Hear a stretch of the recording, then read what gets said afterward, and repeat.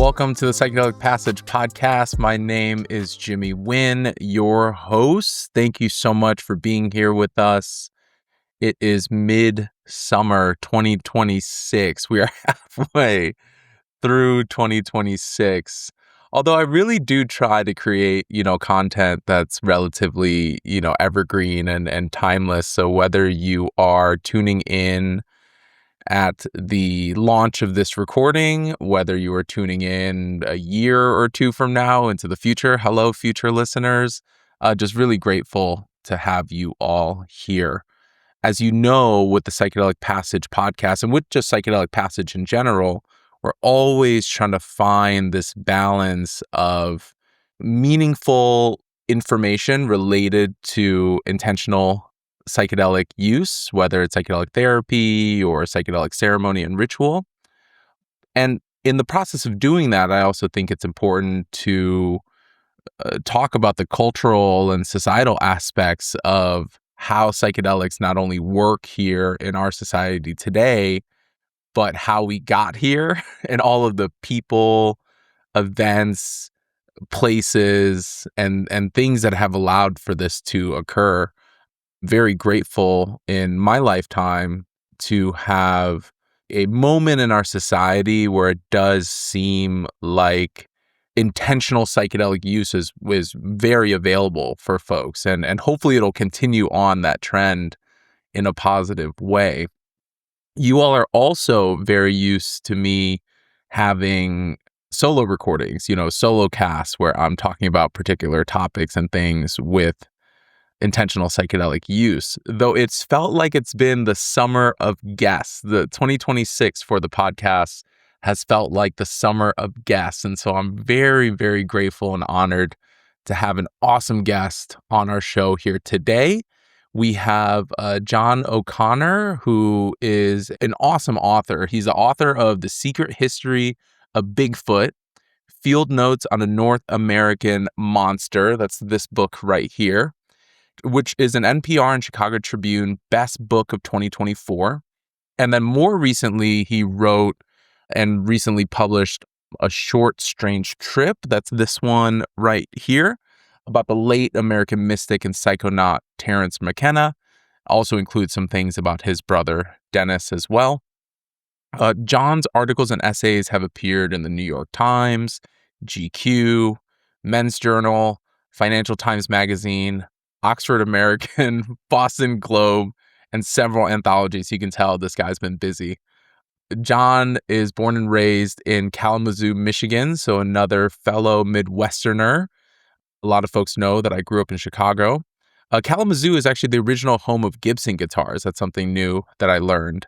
And John has a Master of Fine Arts in Nonfiction Writing from Columbia University and teaches journalism at Boston College. He actually lives in Cambridge, Massachusetts with his wife and children. So, John, thank you for being on the podcast. It's an absolute honor to have you here today. Thank you for having me, man. I really appreciate it.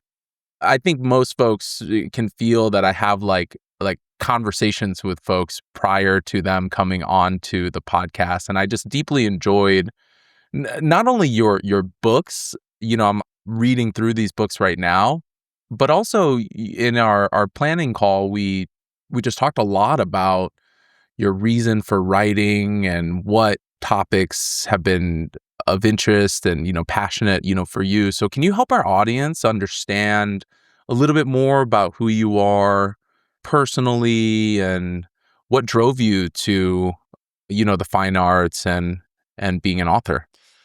Well, I always, I guess I have always loved books and narrative. Like I didn't always imagine myself as a writer, but I always loved reading to an almost kind of obsessive extent. And I guess I knew that I probably would have some kind of career in publishing, either in journalism or as an academic or something like that. And I was really for many years a travel writer and still consider that my bread and butter. I just am very comfortable working that idiom.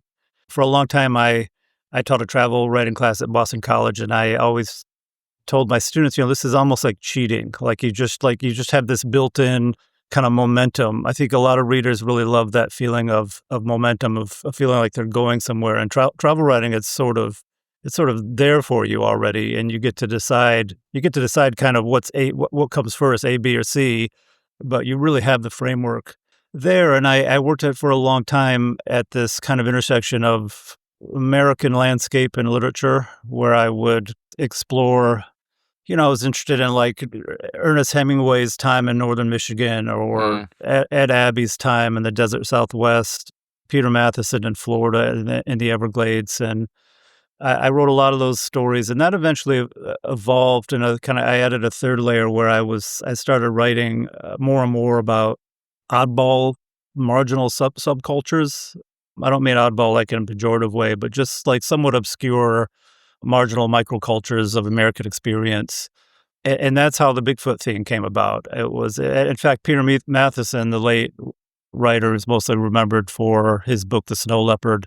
He was someone I'd written about before. I found out in a kind of roundabout way that he had been a Bigfooter for much of his life, and literally left a unfinished Bigfoot novel on his desk when he passed away.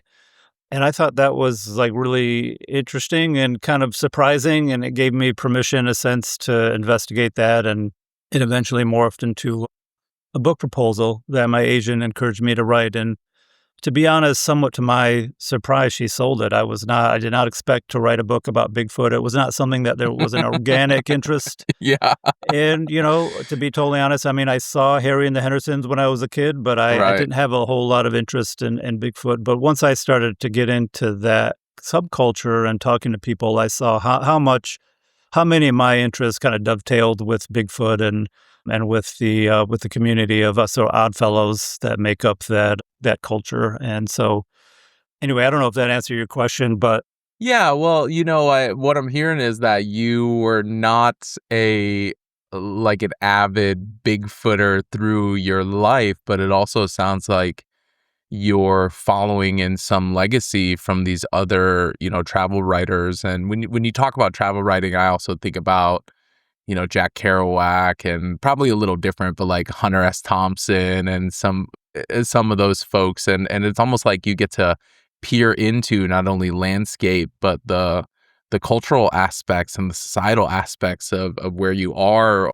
likely often with fresh eyes. And so I'm also not surprised that you shifted from a book about Bigfoot to a book about psychedelics, because in a funny way, there probably are some commonalities here. One being this aspect of, counterculture, or not fully aligned into the mainstream, though obviously, Bigfoot has certainly entered the mainstream in some respects. And so in a funny analogy, the transition of Bigfoot being this kind of like obscure thing, it obviously has some history of, indigenous storytelling and lore and reporting. And then at some point it hit the mainstream.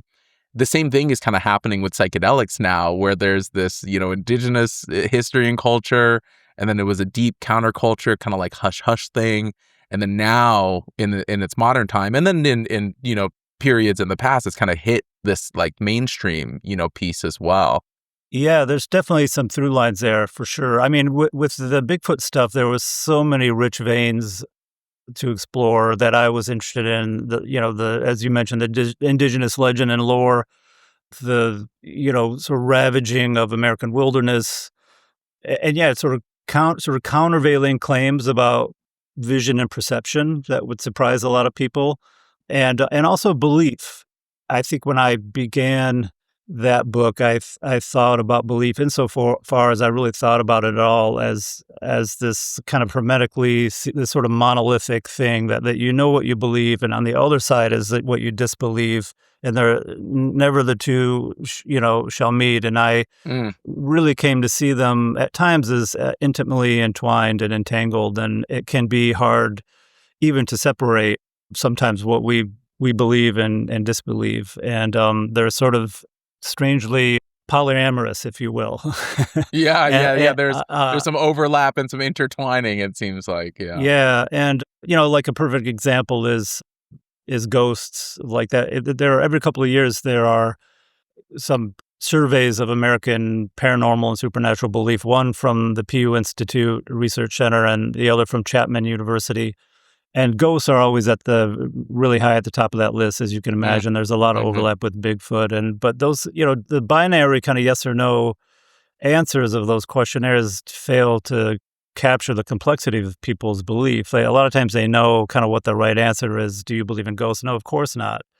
But the societally correct answer, maybe. Yeah, exactly. Right. Yeah, what the expected answer is. But when my grandma died, I had this strange premonition, and I woke up in the middle of the night. She was standing at the end of my bed or something like that. So, make of that what you will. And so people's belief, I think, really, and I'm including myself in that too. I'm not immune to it at all, but I think you often surprise ourselves of like how closely connected belief and disbelief can be in our lives. It can pop up in all kinds of ways. And so, and that I think kind of bled into the psychedelic stuff as well. But I guess it took me a little bit longer to unpack that in this book. But yeah, that makes sense to me with what you're, talking about. That's another, through line here around the power and potential of psychedelics, because one of these aspects is to challenge our existing belief structures. Mostly folks are wanting to work on like limiting beliefs or obstructive beliefs, but I think anybody who has done enough of their own introspection and healing, whether with psychedelics or not, you will likely end up coming into some sort of collision with your own internalized beliefs, how much of that is embedded into your life from family structures, society structures, cultural structures, epigenetics even. Like, how are we? My favorite example of that is, how is it that we're just, we see a hose on the ground in the yard and we like think it's a snake, but maybe none of us have never encountered a snake in our life. Well, that's like passed through likely through our, genetic makeup and DNA. And so I see how there is this interesting question around why we believe what we believe and what part of the psyche does that serve for us. And we're even seeing this today. I mean, ghosts are one, and like there's already this parallel between the paranormal, the supernatural, and also the mystical. Even in psychedelic studies, they have a mystical experience rating to try to define this at a certain level. We're seeing this with, extraterrestrials and UFOs nowadays, where in the 50s and 60s is like, no way is any of that real. And then now the government's, posting stuff. So I'm curious what you've discovered over your time as a writer, and I almost view you as an anthropologist here as well, even though you have an MFA. I'm not going to say you have like a degree in anthropology, but talk to me about that. Like, what have you discovered about the why behind people's beliefs, how that serves maybe their like identity or their role in culture and society, especially around some more of these on the fringe beliefs? Well, I mean, I think it's complicated. I mean, one of the things that I hope that people take away from both of my books is that we like to think of ourselves as kind of guided by logic and reason. I think that's a good thing to aspire to, but that we also at the same time don't want to lose touch with the more enchanted view of the world, and that's exactly what psychedelics can help put you in touch with. I think part of the problem, it's not really a problem, but part of the thing with psychedelics is that it can be such a powerful and ecstatic and transformative experience that a lot of times the only thing left standing at the end is subjectivity, the subjective experience, which is great and makes a ton of sense. It's part and parcel of the psychedelic experience is subjectivity, and especially if you find it useful for yourself, if you find it ameliorative or salutary or whatever, I think can be great. But I think it requires us to be our best and smartest and brightest and sanest self at the end of the experience, and try to come back around to objectivity and try to come back around to logic and reason.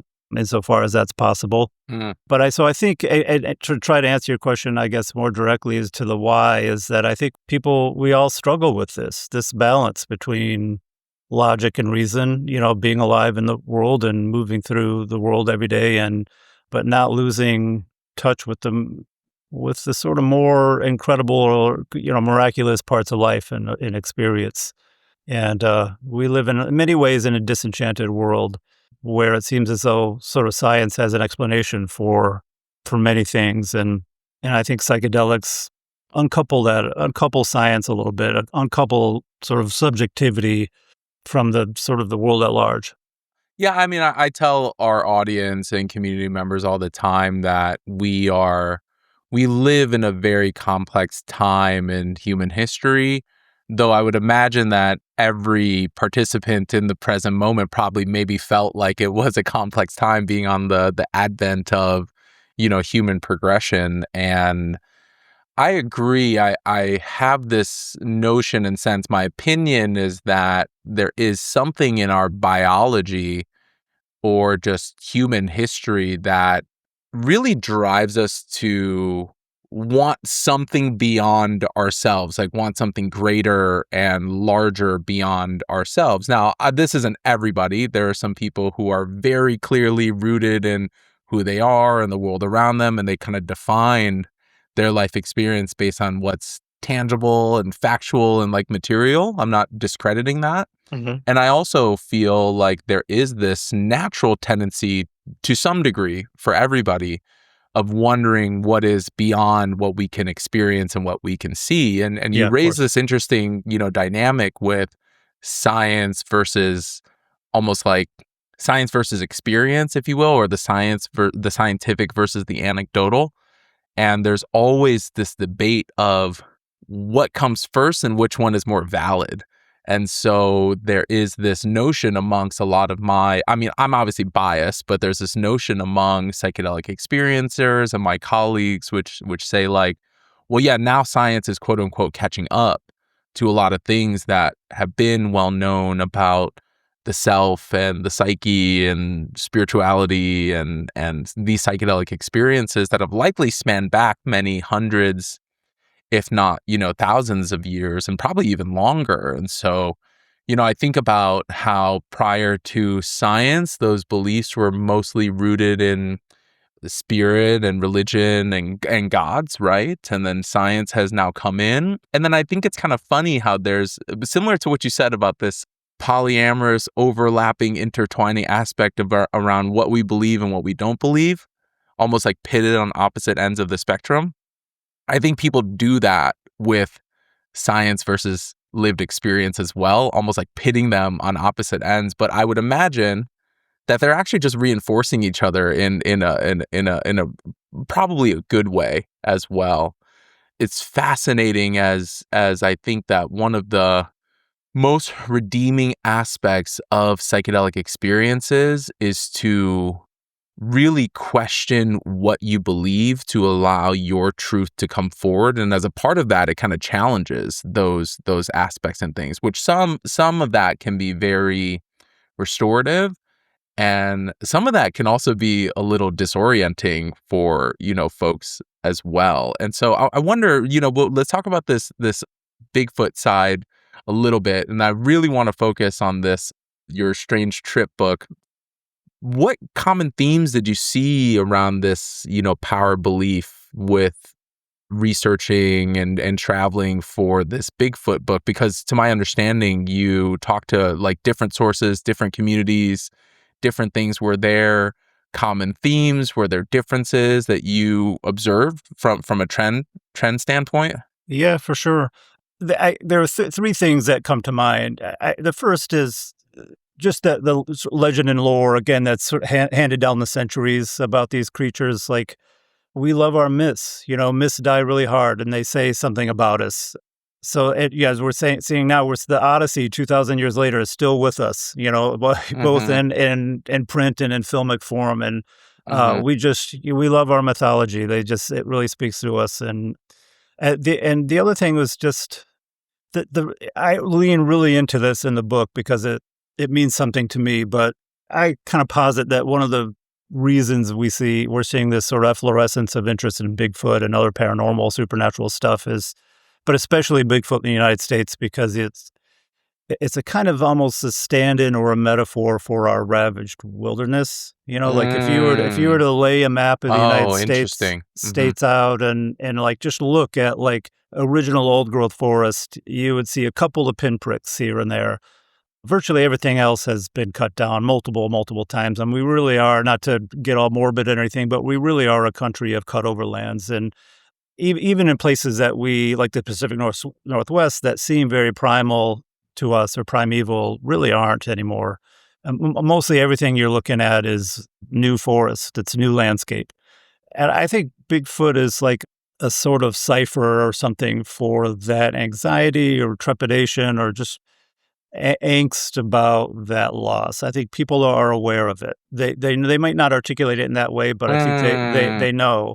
And Bigfoot can maybe, speak to some longing. If this idea that if there's a 700-pound mammal can still survive out there, then maybe we haven't screwed up this world quite so bad. So that's a big part of it for me. And I think I picked up on that both in my kind of reading and research and among Bigfooters a lot. Again, that was stated quite so explicitly, but I really think that's big part of what's going on. That's really fascinating. Wow, because what I hear you saying is that it not just is their lore and history that likely goes back many, many generations, but also this might be a response to our modern time, and that as the land is receding, it's almost increased the fervor around Bigfoot belief and ideology as almost a way to reconcile maybe this Yeah. anxiety or fear about what we're doing to our land. Yep, exactly. Yeah. And I mean, there are people like scholars out there that claim that Bigfoot the modern iteration is survives entirely because of the internet. And there are Ah, people like what are called hoaxers in the Bigfoot community out there, like hoaxing videos and photographs. And they do these plaster casts of Bigfoot imprints in the ground. And I sort of buy that, but I also think it has a lot to do with a longing for this sort of primeval wilderness that no longer exists, and maybe never quite did exist in the way that we imagine it. But it's crazy to think that there are still trees in this country, not many left, that are 2,000 years old. I mean, they're older than Christ, but mm, there are machines now that the lumber companies are chomping at the bit to have at these trees. They have trees now mhm, that can cut them down in 20 minutes yeah, and turn them into roofing shingles or whatever. And mhm. they would love to do it. And I think I think that's sort of, again, angst or anger. I don't know if those are quite the right words, but something about that really doesn't sit with people. And I think that Yeah, yeah. I think it draws into like existentialism almost, because I'm seeing this parallel to something that I'm seeing in my own psychedelic communities, where in this very like complex, high tech, high capitalist, high urbanism society nowadays, there has been a big drive, and maybe it's not representative of all communities, but the folks that I'm connecting to, and the thousands of community members and clients that we have, there almost is this drive for something a little bit like simpler. In that we see the desire for more homesteading, we see the desire for more like agrarian, values, for people to want to grow their own food and grow their own crops and maybe be a steward of some land and like live a simpler life. So I'm now wondering if that almost like coping response, because sometimes it's like escapism, right? Oh, mhm. wouldn't it be nice if we lived in this paradise where we could control our food supply and have good clean water and all of these things. But then Yeah, also a part of it is very like practical as well. And then you see different versions of this. You see like trad wifing, and then you see like land colonization, and you see things like that. So there's like obviously different like aspects of this, but I can't help but draw that parallel as you're yeah. talking about kind of the role of an icon like Bigfoot in response to the times of our society.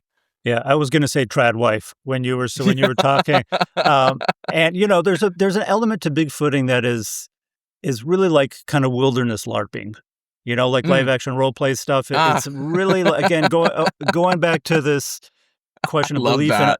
I love belief that. and unbelief. Like for a lot of people out there, it's not quite real. I mean, for some of them it is, but some of them are really on this fence, kind of straddling this gap between belief and unbelief. They're not like they like the idea of it, but they're not quite sure. I met a lot of people who are just like, I was like, "Why are you here? Like, what's your level of belief in Bigfoot?" They're like, it was just something to do on the weekends. I don't know. And what Mhm. by here, I mean, so I went on a bunch of expeditions. There are these Bigfoot groups around the country that go Yeah. on expeditions looking for Bigfoot. I went on 4 of those in different parts of the country and did a couple of kind of my own ad hoc expeditions. But so the investment in the reality of Bigfoot it's complex depending on who you're talking to. Uh, Some people are all in, and some people are not. And there is also an element to it that I think is the term uncanny valley uh-huh. is usually used to refer to like AI. That's something that sort of looks like us but isn't quite us. And Bigfoot has that component too. I think Sure. that's part of the reason I claim it's so prominent in America. There are a lot of Bigfoot phenomena like around the country, around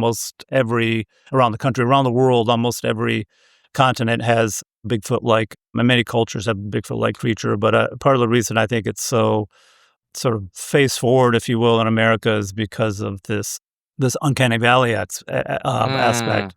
So it's operating in some part of our brain. I think that maybe AI is too. So it reminds us of ourselves, but as we can tell, at least for now, we can tell it's not quite us. Mm. Mm.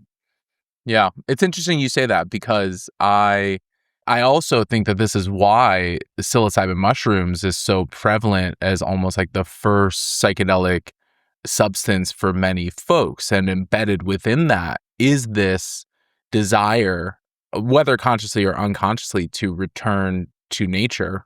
Mm. And we also know that psilocybin mushrooms proliferate on every single continent on the planet. And I'm going to draw one more parallel and distinction here, which will help us to transition into a short, strange trip. And I think people are going to really either love this or hate that I'm about to say this. I'm going to say it anyways. So if you are saying there is this subculture within the Bigfoot community that is really nature LARPing, then I would also say that there is a subculture within psychedelic explorers that's almost like spiritual LARPing. Mm. And I think that for many people, they are exploring psychedelics in a way to almost have this, there's this, what we call like substance superiority in the world of like drugs and harm reduction, where some drugs are very bad and some drugs are touted as very good, and there's almost like this hierarchy that's built. And so there's a lot of people who explore psychedelics, and they almost have this like better than thou type energy around it. Mm. And there's this tie-in to spiritual wellness and spiritual wellness communities, and then also the real, I think, nefarious side of this, which is like spiritual wellness influencers and things like that. So it's all like deeply embedded, together. And so I can see how the nature LARPing is almost like filling this void of genuine, authentic living, the Mhm. same way that some people may explore 10, 20, 30, 40 psychedelic experiences, but then don't actually do anything to increase their spiritual well-being in their like everyday life. Yeah, sure. So thanks for drawing that. And my mind is like turning in so many different ways, like hearing what you're saying. And I'd love to shift over to, kind of the main feature of our episode here today, which is your book, A Short Strange Trip. This is primarily focused on Terrence, McKenna, and his brother Dennis with their time exploring in the Amazon. Can you give us a brief synopsis of some things that are important to you about this book? Yeah, for sure. So Terrence McKenna, a somewhat forgotten or maybe misunderstood mystic and psychonaut of the psychedelic 60s and 70s and 80s, I argue in the book, and we could maybe get into this a little bit later. He gave us some important ideas. Was a big evangelizer and proselytizer for many of the sort of most prominent features of our current, quote unquote psychedelic renaissance. And Yeah. he and his brother Dennis and a kind of motley gang of friends journeyed to the Colombian Amazon in 1971 in search of a indigenous hallucinogen called ukuhe, which they had read about in a obscure leaflet at the Harvard Botanical Museum here in Cambridge. A leaflet written by a famous the founding father of ethnobotany named Richard Evans Schultes, who's an amazing guy. Okay. And Dennis had found this leaflet, found mention of ukuhe, and which is a DMT containing varrola. Varrolas are like flowering shrubs, almost like I think they're in the nutmeg family. Okay. And Terrence simultaneously was on the run from the law, or at least thought he was. Terrence had the previous few years he had spent in the Far East, traveling and taking drugs and sort of writing and reading, and also shipping hash to Colorado to his brother. And this is right at the sort of the beginning, tipping into the beginning of Nixon's drug war in 1970, 1971. One of those shipments was intercepted. Terrence felt as though none of this I've been really able to establish ever, but he at least thought that the cops were looking for him, and spent many years sort of living underground. So he was doing his own version of travel writing than travel journalism, but on the lam, maybe. Yeah, he was all over the map. And one of the things I really admired about Terrence is he was not afraid to, back 50 years ago, it wasn't as easy to travel as it is today. Like he would take tramp steamers places, just like, and to get to La Chorrera back then. Nowadays, you can fly. There's an airstrip you can fly in. It's not, the flights are only a couple of flights a month, but then you had to basically walk in. It's an arduous 4 or 5 day hike, and I'm jumping ahead just a little bit, but Terrence thought he was on the lam. He and Dennis concocted this plan to go to La Chorrera with some friends in search of this DMT containing varrola. Ironically, they didn't really have mushrooms in mind. But that was what they discovered when they arrived there. They were sort of put off the scent of ukuhe, probably given a bump steer by a Colombian anthropologist who I think just didn't like them and told them that it was taboo to ask about ukuhe. I see. That I think, now it was 50 years ago, who knows, but that when I was there, I was told that there's nothing taboo about it. But they gave up the search for ukuhe, which had they know how to look for it, they would have found it growing all around them. But they sort of gave up and focused on the mushrooms that they found growing in the pastures of La Chorrera, smoking ayahuasca, DMT containing, bark of ayahuasca. And they were combining the mushrooms and the ayahuasca, smoking a lot of weed, and basically just, in brief, trying to break apart the space-time continuum, Yeah. or exploring the outer reaches of the mind, and things got very crazy. That was a big answer, I know, but that, it's such a kind of remarkable moment in time in psychedelic history that not many people are aware of. And Terrence was such an extraordinary person, a flawed person in many ways, but like we all are, but just someone who I think is deserving of much wider recognition.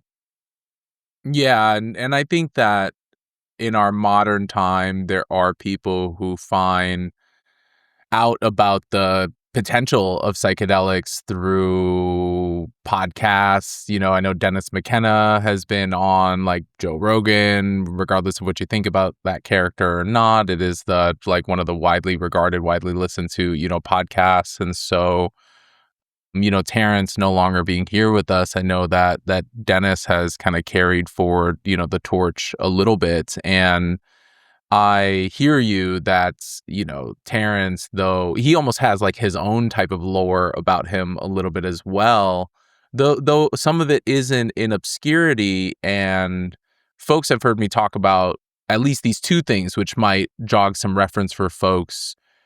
Terrence McKenna is the reason why people talk about heroic doses. Heroic, I have a whole episode about the myth of the heroic dose and how that plays in, and the hero's journey and all of those things. But he was the one who talked about 5 grams in silent darkness, solo, which is not for the faint of heart, Yeah. for sure. Not the But recommended approach these days. maybe not the first time, Yeah. but I'm a balance of a psychonaut, and I like to push the edges of things, and I like to explore how to do things and how to go about doing things. And at the same time, I'm a deep like harm reductionist, so I'm like this adventurer myself, and then also this harm reductionist. So there's a whole complex thing that we can break down about heroic doses and things like that. But also Terrence and Dennis talked about this stoned ape theory, which has been slightly discredited. It's not like a real scientific theory. It's been kind of argued back and forth in our modern kind of like scientific discussions, but they theorize that the evolution of the prefrontal cortex and just the evolution of hominids into what we are today might have been through this natural selection of early humans and hominids eating psychedelic mushrooms, which might have advanced our development of the brain and these things, which to this day, I still find it very fascinating that in our evolutionary biology, we still retain this ability to have these psychedelic experiences from ingesting a mushroom. So I'm like, okay, is there something, there or not? Which obviously really ties into Bigfoot. Like I know I keep going back to it, but like, what if Bigfoot was just an early hominid, like tripping on mushrooms? You know what I mean?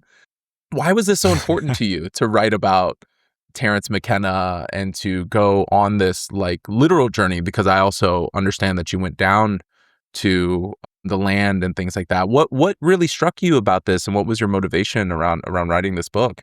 I mean, partly the fact that I had never, up until a few years ago, I'd never heard of Terrence before. And I sort of pride myself on knowing about these, oddball, like sort of eccentric, especially if drugs are involved. I was like, why? Yeah. I discovered True Hallucinations during the pandemic, and I was like, how come I never heard of this guy? And the cover is like a very iconic, it's got a big mushroom on it with like a toucan. And it's, as soon as I saw it, it spoke to me, and I was puzzled why I hadn't heard of him, and why, do a little kind of Googling, and there wasn't really much about Terrence.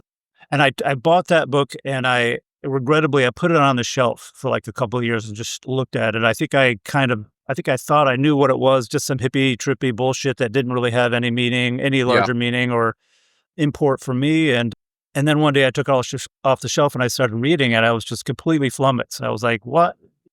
Terrence, that book is his finest, like a piece of writing. He wrote a lot of books, but none that even approach of the just very beguiling kind of linear narrative of True Hallucinations, and kind of when and where they are. When I figured that, I'd heard of La Chorrera because of Roger Casement, the great Irish patriot who in the early 20th century was sent by the British to investigate rubber atrocities in the Putumayo that were headquartered in La Chorrera. That's where the worst of the rubber companies, called Casa Arana, was headquartered, right across the river from where Terrence wound up 50 years down the road and 70 years down the road. And I'd heard of La Chorrera, but I hadn't heard of Terrence, and that, I was just completely floored by that, and completely floored by the book. And when I found out that no one had really written about Terrence, and no one had gone to La Chorrera, and that we were simultaneously in the midst of this psychedelic moment. My own father at the time, who had struggled with alcohol addiction and for much of his adult life. This is kind of a sidebar. My dad had undertaken 2 kinds of psychedelic therapy, largely at my behest, because I had read the Michael Pollan book, and my dad had tried virtually every kind of pharmaceutical intervention, 12 steps, all of that over the last 30 or 40 years. And so anyway, all these kind of tangents sort of came together for me, and I didn't know exactly that I was going to write about my dad. That had quite figured into things, but I knew I wanted to write about Terrence, and I knew there was a book there, especially if I went to La Chorrera, which was half the reason for doing the book was to go there. And I went in La Chorrera itself for about 10 days in 2023, and in Colombia for about 2 weeks. And so I don't know if that answers your question, but that's what I just had, this like weird connection to Terrence, and to a superficial connection I felt to the place, and wanted to bring it to people's attention. Well, I think that this is in line with how we began this conversation, which is what are we connected to beyond what the eyes can see? And I see this with very talented artists where they can embody the subject almost. Like, I'm a big Hamilton like musical fan. Oh yeah. And I know that Lin-Manuel Miranda almost has this like relationship with Alexander Hamilton. Obviously it's through like generations and things like that. And I spoke with another author who did a book about Rosemary Leary, and they kind of mentioned the same Oh thing. And so there almost seems like, whether believed or not, right? Like, that's not the point.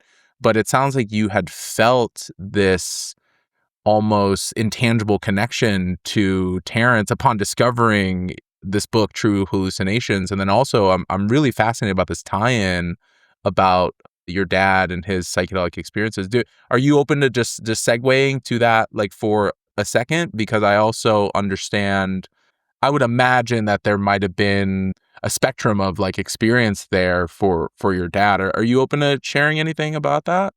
yeah. So my dad, was a heavy drinker from the get go. Mm-hmm. If, I don't know how far back we should go, but he just grew up in a household of drinkers. His mom died of alcohol when she was 47. He was at her bedside when she died, and Mm-hmm.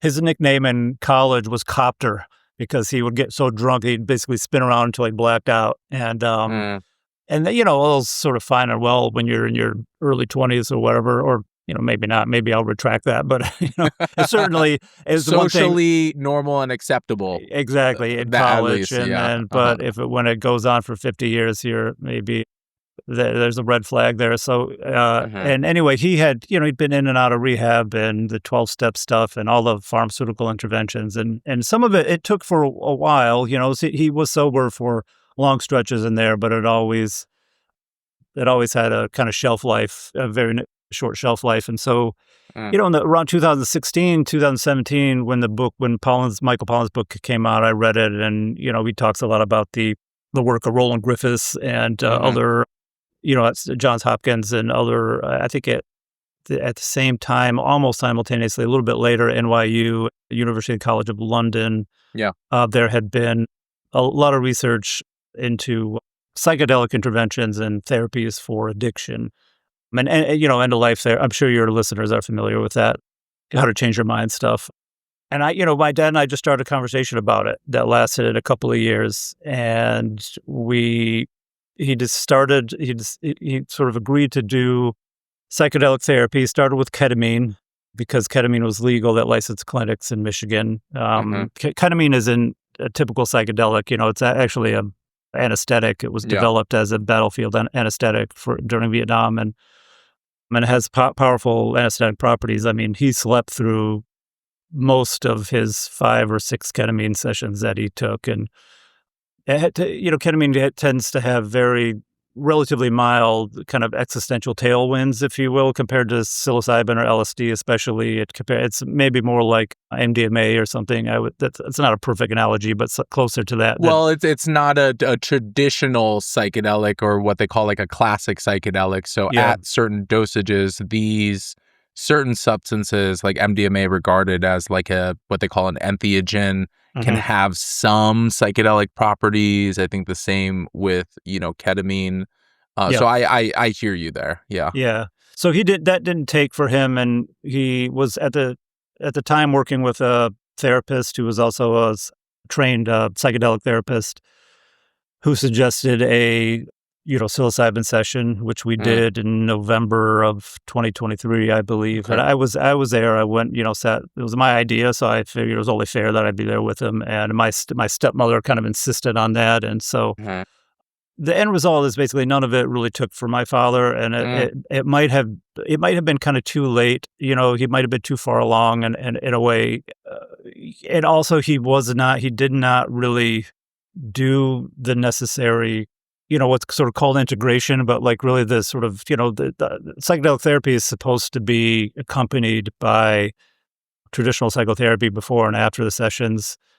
It's funny when Trump signed that executive order fast tracking the psychedelic therapies for PTSD back in April, I believe.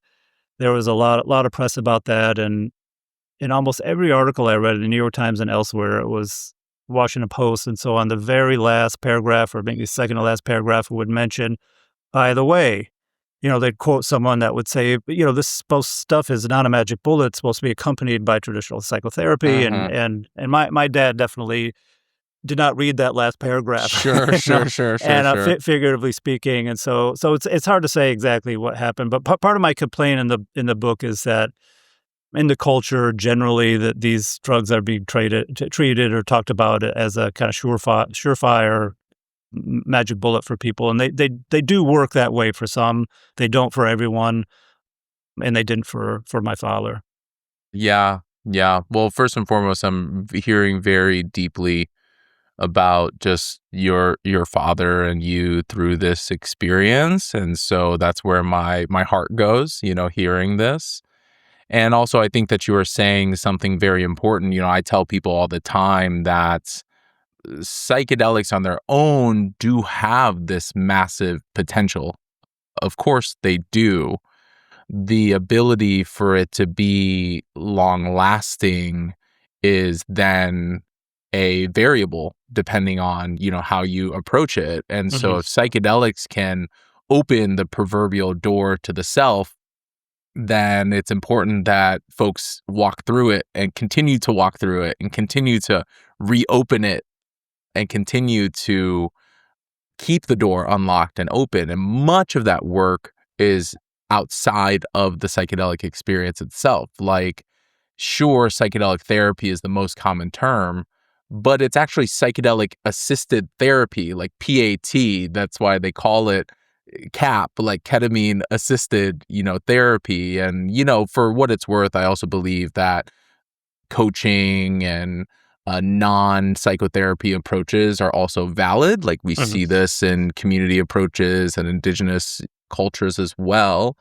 And I also really feel for your dad because I don't know him, but I also don't blame him to a degree because, when you say that he maybe missed that last paragraph or something like that, I also think that this is an effect of our society. Going back to the theme of our conversation of like, this is what society tells you, and then this is what's actually happening, quote unquote. Yeah. And what we find is that people are mostly talking about the positive aspects, all of the potential, the 10 years of therapy in one session and that. Yeah. And these are great sound bites. I also think it's massively possible. I do see this, but there are always use cases, real people, individuals who are affected when they get the placebo in the clinical trial or when they don't get great aftercare in the MAPS clinical trials for MDMA. I've worked with a number of these clinical trial participants, and it can be quite a roller coaster ride when you feel this potential and then you're like, oh, there's this possibility and this door is open and you get your hopes up. And then either the process is either nonlinear or the process doesn't quote unquote take, like you're saying. And it can feel very natural for people to feel like, oh, well, I guess it's not for me, or I must have done something wrong, or it's like my fault. And then there goes the self-blame and the self-limitation and these things as well. And the whole reason why I'm saying this is like, yes, as an individual, you have to understand like what you're up for and what you're willing to do in and outside of the experience. Like I hear a lot of people say, I'm willing to do anything. And I'm like, are you really? Because if we talk about mindfulness and therapy and these things, like, are you actually willing to do that? And then also there are people who really try to do that for a very long time in their life and also can't get, the momentum going. And so it's a part the individual, of course, but it's a part how our society is setting this up, which I think is so important when you take the time to talk about this in your book, not just about the lore and I think the entertainment around, talking about, Terrence and, his travels in Colombia as well, but also like what this means for our society, because I think everybody's trying to figure it out right now. Everyone's trying to figure out like, where does this live and how does this sit and what role does this play in society? And I also just can't help but think about the timing. And so you said that your dad had that psilocybin experience sometime in 2023, which also coincided with you going down to, am I pronouncing it right? La Chorrera? La Chorrera. Yep. La Chorrera. So what was the order of that? Did you already have a notion to write this book, or did your dad's experience inform that? Like, which came first? Yeah, I had the notion to write the book, and I didn't know that my dad's experience was going to be a part of it until later. I mean, I thought it was connected, and because of the kind of experience he had, and because of some kind of ancillary things that were going on in my life at the time, I felt that it was connected and important to write about. But no, that happened in November. I remember because it was right around my birthday in November of 2023, and I went to La Chorrera in December of 2023. So exactly 2 months later. My dad stuff was like one of the last, if not the very last chapter I wrote. It's not the last chapter in the book, but I think is chronologically it was the last chapter I wrote, because I kind of took me a while to come back around to it in a way that I felt was meaningful. Yeah, I find that the same way that I was talking about how artists can have a connection to their subject, talking about you and Terrence McKenna. I also have this very strong belief that people's relationships with just my belief that the energy or the sentience behind these substances, particularly the mushroom, can actually happen regardless of if you're the one actually ingesting the mushrooms or not. So reinforcing my own world belief, I can't help but think that you had also been building somewhat of your own relationship with the mushroom. I'm assuming, and we've talked a little bit about your own experience with altered states of consciousness and things like that, but I find it really remarkable that you were, in your own way, like a steward of psychedelics, not only for your dad, but in writing this book and then having the opportunity to go down to what I would imagine is like quite, sacred land. And that seems pretty unique for people to get to do. And you also mentioned before this recording that a lot of people who write about Terrence McKenna or, La Chorrera actually have not traveled down there. So what was that like for you to get down there and to be there for 10 days? And what were some of your takeaways there? Oh man, it was amazing. I mean, it's a totally fucking paradise. I hope I can swear on this podcast, but it was just a fucking paradise, man. I mean, it's just the chorro. Chorro is Spanish for shoot, and there's La Chorrera. The name comes from is there's a shoot of the river there. It's called the Egaraparaná, and it's a tributary of the Putumayo River. The Putumayo is a river that is itself a tributary of the Amazon, and is basically this forms the border of between southern Colombia and Peru, northern Peru there, and it's so the river which is otherwise a very calm, placid river, sort of narrows and turns into like a class 5 rapids, goes through the chute, and it divides the village in half, and there's this little rickety kind of swinging like wood kind of bridge that like the kinds of that you see in like Indiana Jones movies or whatever, and sure. The slats are like missing. You're kind of hopping. One's like loose or something. Yeah. And so anyway, and the village itself is it's really a spectacularly beautiful place. And one night I hung out with the people I got to know there were the people of Clan Garza. Garza means heron in Spanish, so they're the White Heron Clan, and they were a mixture of Watoto and Bora people, which are indigenous to that region. Also, the neighboring tribes that sort of live sort of up in the foothills a little bit are the Munani and Okaina, so there's 4, and the Ndoke, which are kind of over in the next valley, all kind of related genealogically, obviously, but also the language group is all very similar. And so I hung out with Toto and Boro people of Clan Garza, and I remember one night they sat me down in the Maloka, which is like a sort of, I'm sure you've seen pictures of, I'm sure, like a steepled sort of communal house, and they were like basically asking me in so many words, like, how do we get more money? Like how do we get people to like come here and like do, I don't know, like what exactly they had in mind, like some sort of eco resort retreat or something, like, because maybe as stupid as it sounds stupid to say, but they are. It's very modest living there to say, they get a small stipend from the government, but they don't. There's no income to speak of, and so there was a lot of talk that evening about trying to having a website and bringing in tourists to do a kind of destination, almost like psychedelic, sure, ayahuasca journey there or something, and I was like, yeah, you guys, could do that. Like, who am I to say? Like, I don't know. Like, but like, do you really want to have like Germans and like Belgians and Americans, so people like tech bros from Silicon Valley down here? Like, mm-hmm. It just comes with stuff. It comes with stuff. Yeah, just so much baggage, and they don't quite have the infrastructure to do it anyway. There's no air conditioning. It's like sweltering. It's worse than it's more sweltering than Cambridge during its worst. You're just gringos like me are just standing around in puddles of sweat. There's a certain level of comfort that Western society folks kind of expect in looking at the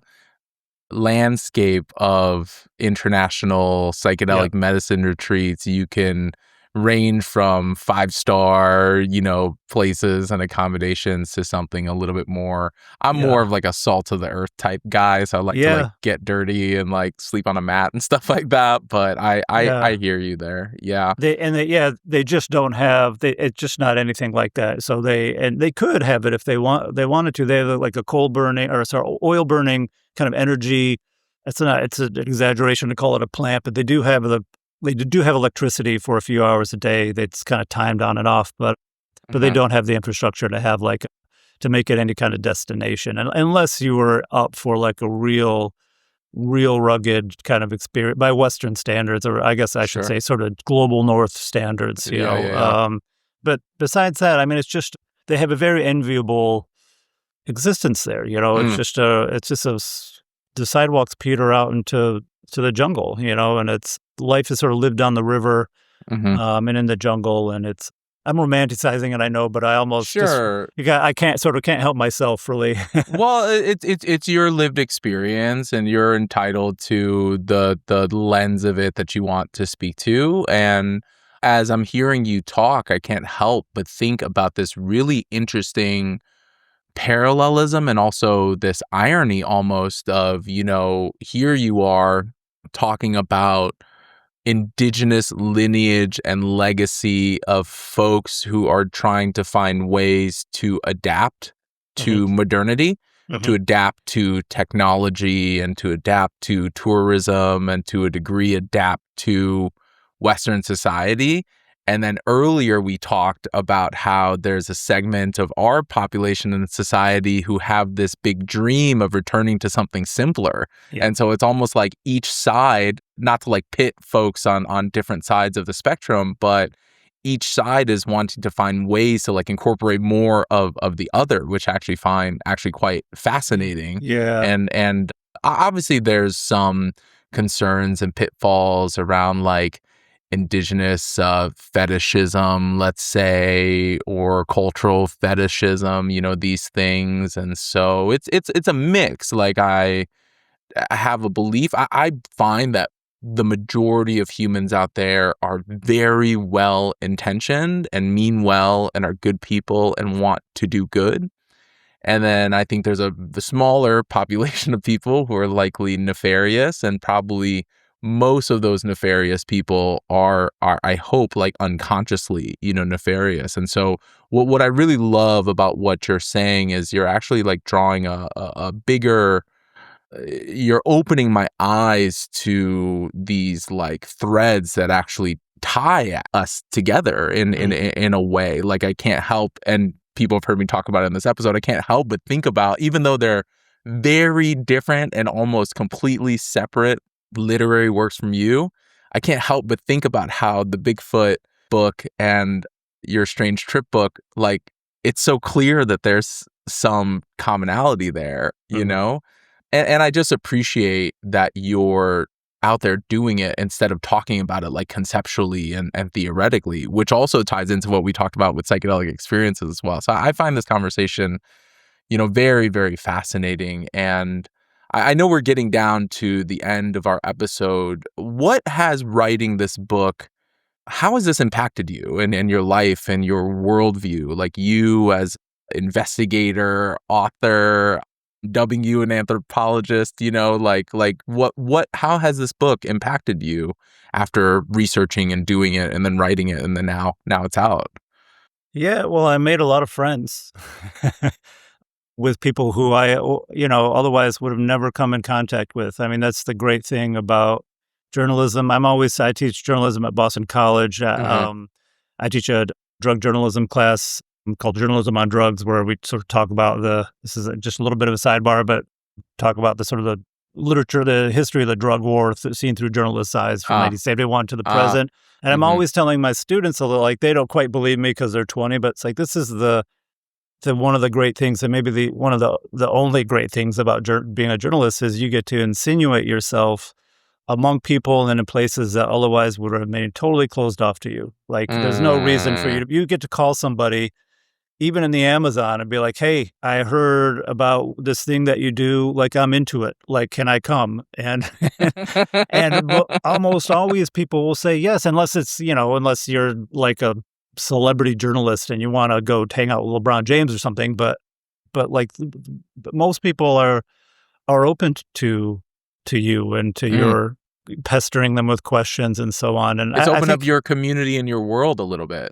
Yeah, I mean, it's just a miraculous thing to be able. And now, with that comes responsibility. You give like people who are otherwise like totally ignored. I would say the same thing about Bigfooters and indigenous people in the Amazon, people who really exist in the sort of the margins of our kind of global north ideas about what's respectable and what isn't, and then you sort of show up and show them that they can be a subject, that is, worthy of our time and attention, worthy of us knowing about them and their lives, and that their lives are no less interesting and no less meaningful than our own.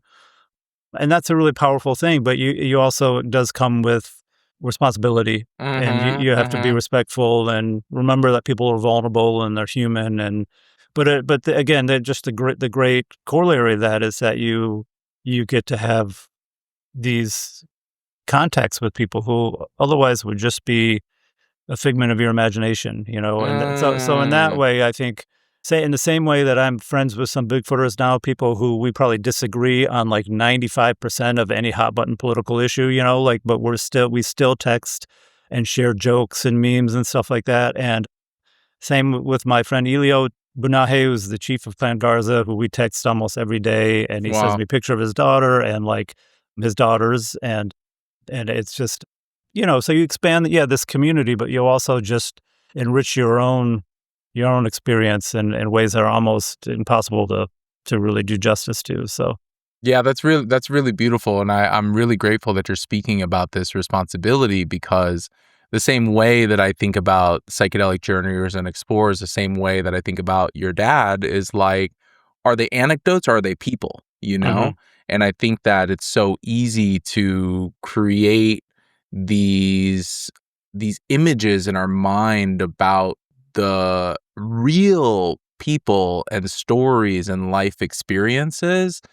And I find that there is this myth making almost as well within psychedelic healing spaces, like the same way that people mythify Bigfoot. I can't help but think the same way that people mythify shamans or medicine keepers or indigenous healers. Like you're talking about this responsibility of journalism.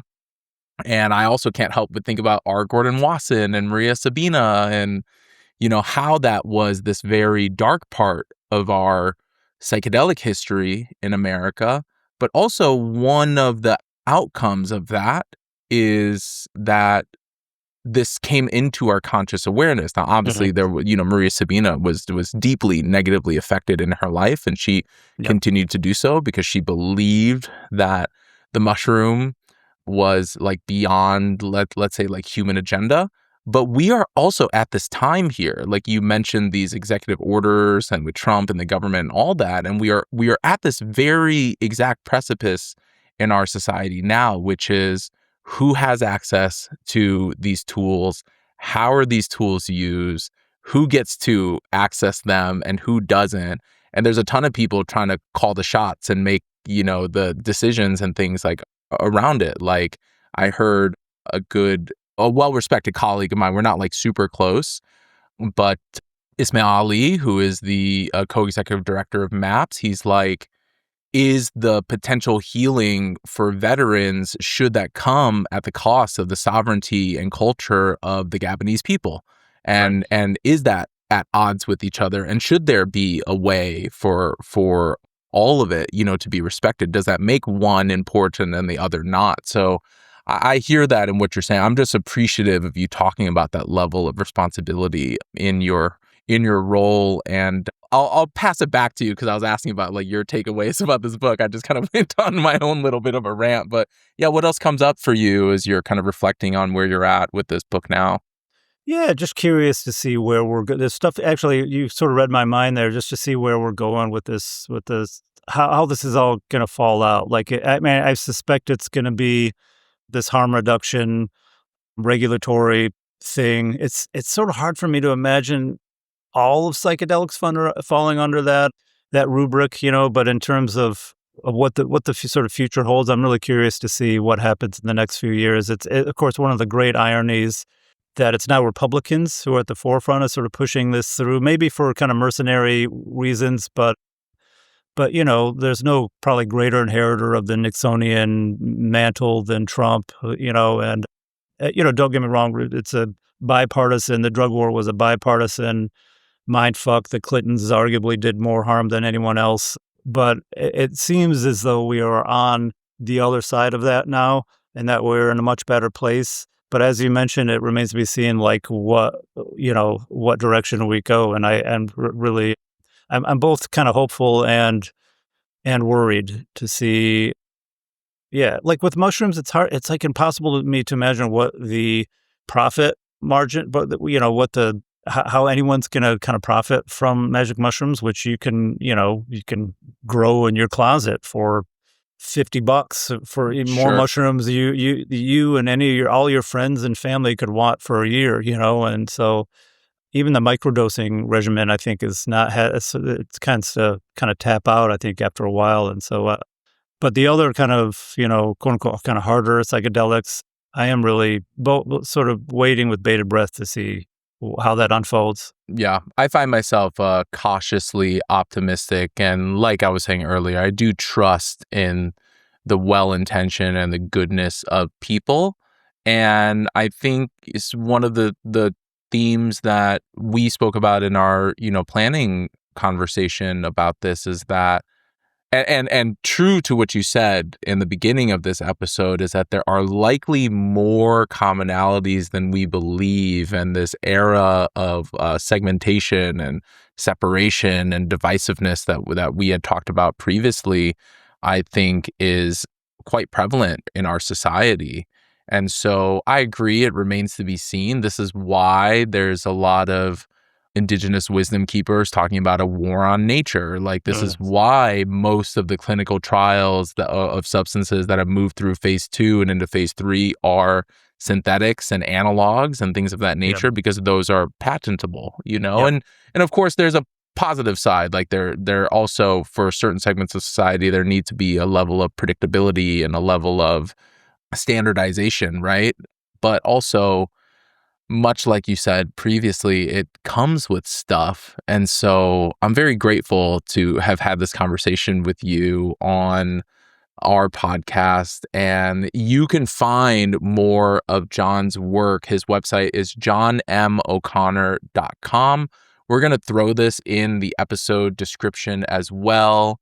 John's Instagram. This book, A Short Strange Trip, I highly, highly encourage folks to check this out. You can find it on Amazon, bookshop.org, Barnes & Nobles, like anywhere that you're finding books. Do you have like a self-narrated Audible? That would be awesome to kind of hear your voice on it well. It's not me, but the guy who does it did a great job. He did Awesome. the Bigfoot book too, and Cool. yeah, it's sort of hard for me to listen to it not in my voice, but it's Sure. but I'm told I have listened to bits and pieces, and I'm told that he's kind of sounds like me, and he does a good job. He's a great reader. So awesome. Well, that's great. I really encourage our audience, our community here, to go check out this book. Go check out John's work. A big thank you to you, John, for just doing what you're doing and in the world. And I'm really grateful for you to come on to this podcast. Well, I'm so happy to do it. Thanks a lot, man. I really appreciate it. Yeah. That wraps it up for us, folks, on this episode of the Psychedelic Passage podcast. Be safe, be well, keep going, and we will see you next time.